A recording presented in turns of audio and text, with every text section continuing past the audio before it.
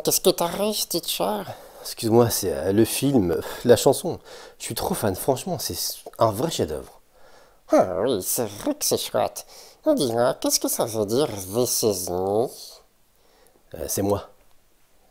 Non, toi t'es un English teacher génial, peut-être un chouïa zarbi, et je te disais, ça veut dire quoi This is me? Bon, t'arrêtes, tu veux me faire chialer plus que la chanson, hein? Je te disais donc This is me, ça veut dire c'est moi, ou ça c'est moi. Comme This is us, la série, tu vois, bah ça veut dire c'est nous, ou ça c'est nous. Ah, this c'est ça? Oui. Et tu m'as dit la même chose quand on a regardé Who's That Girl? Oui, mais c'est pas le même ça. Hein? Bon, tu sais quoi, je vais au studio expliquer ça pour ceux qui seraient perdus entre this et that. Ah, c'est paye dans le studio. Oui, bah je vais trouver un autre endroit, mais pas devant la télé. Cool, je vais regarder Charmed.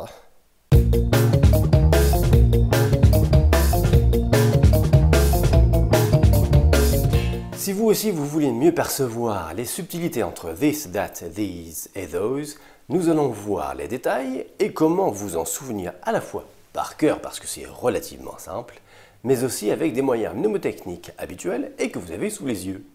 Ces 4 mots sont des démonstratifs, c'est-à-dire qu'ils servent à montrer quelque chose ou quelqu'un.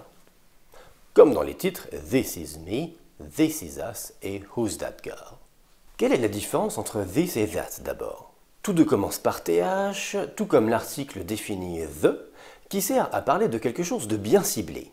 Avec this et that, on cible également, quasiment en montrant du doigt. La différence, c'est que this sert à montrer une chose ou une personne proche, alors que that va montrer quelque chose ou quelqu'un de plus éloigné.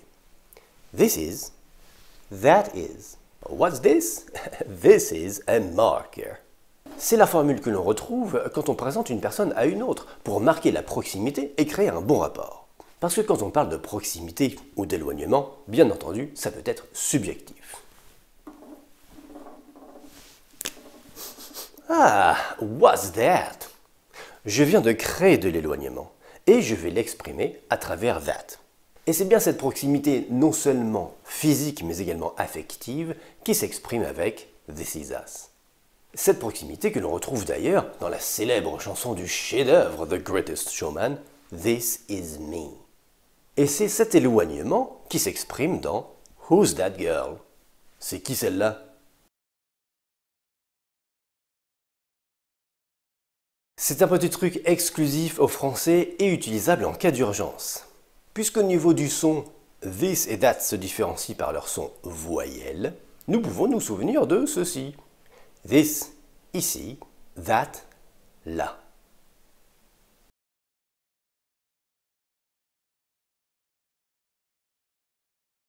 Mais alors pourquoi a-t-on tendance à dire What do you think about that? Et listen to this. Il ne serait pas faux de dire What do you think about this? Et le signal donné par l'une ou l'autre phrase serait très différent.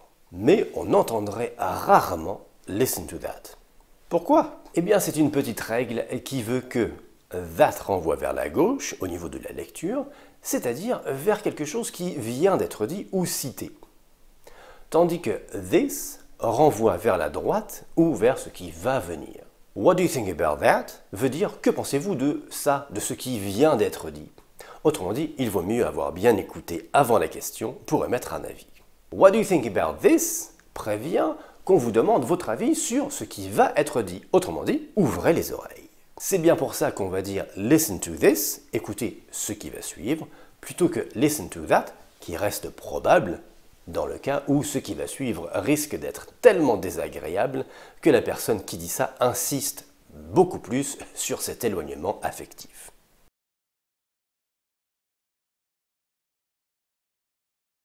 English is a very easy language. What do you think about that? Now, what do you think about this? Aristotle said, happiness is the highest good. Listen to this.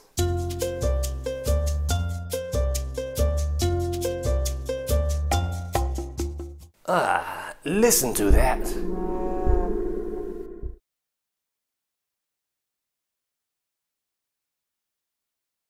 Vous allez me dire, oui mais Jay, l'histoire de renvoyer à ce qui a été dit, that, ou à ce qui est sur le point d'être dit, this. on doit s'en souvenir par cœur. Et là, avant de vous montrer comment s'en souvenir simplement en lisant ces deux mots, je vous dirai d'abord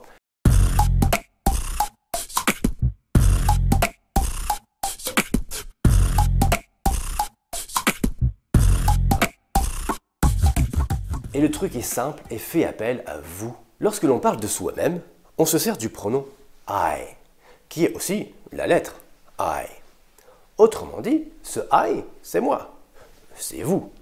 Avant I, on a le A de that. Ce qui a déjà été dit avant, à gauche. Et le I, c'est maintenant. Il faut ouvrir les oreilles parce que ça arrive tout de suite. Ou, dans un texte, à gauche, à droite. Si l'on s'en tient à soi, ici, et à ce qui est là-bas, on peut d'ailleurs garder le I pour soi, proche, et le A pour les autres. Ou ce qui est là-bas. Une fois la différenciation faite entre this et that, éloignement ou référence à avant ou sur le point d'arriver, these et those ne sont que les formes plurielles de this et that. Comment s'en souvenir? Vous n'avez pas vu la vidéo sur plus c'est long, plus c'est... This et that désignent un élément. These et those, plus long, désignent plus d'éléments. These est la forme allongée, plus longue, donc plurielle, de this. This, these. Et du coup, those, c'est la forme allongée, donc plurielle, de that. That, theirs, those. These are my markers. Who are those people?